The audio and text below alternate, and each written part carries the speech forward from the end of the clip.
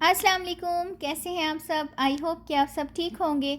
آج میں آپ کے ساتھ شیئر کروں گی نبی پاک صلی اللہ علیہ وآلہ وسلم اور ایک کافر عورت کا واقعہ۔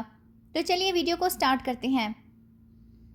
سٹارٹ میں ایک شعر عرض ہے کہ محمد سے وفا تو نے تو ہم تیرے ہیں، کہ محمد سے وفا تو نے تو ہم تیرے ہیں، یہ جہاں چیز ہے کیا لوح و قلم تیرے ہیں۔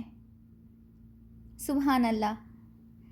فتح مکہ کے ایک روز نبی پاک صلی اللہ علیہ وآلہ وسلم ایک مکان کی دیوار سے ٹیک لگائے بیٹھے تھے اور اپنے کسی غلام کے ساتھ گفتگو میں مصروف تھے۔ وہ مکان ایک کافر عورت کا تھا۔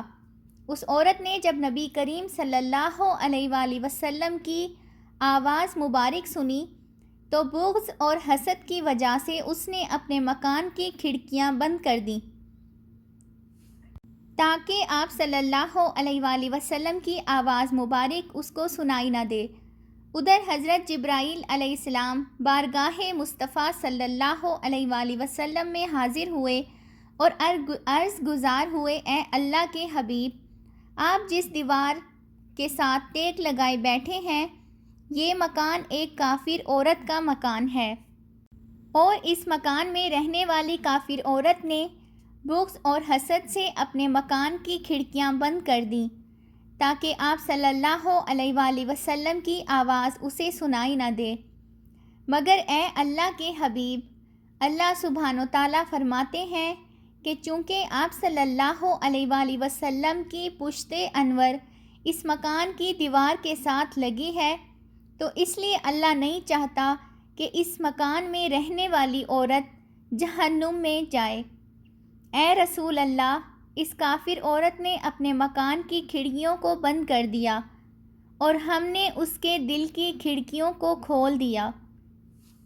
جبرائیل امین علیہ السلام کا یہ کہنا تھا کہ اس عورت کے اندر بیٹھے بیٹھے دل کی دنیا بدل گئی اور وہ بے قرار ہو کر باہر نکلی اور نبی کریم صلی اللہ علیہ وآلہ وسلم کے قدموں میں گر گئی اور مسلمان ہو گئی۔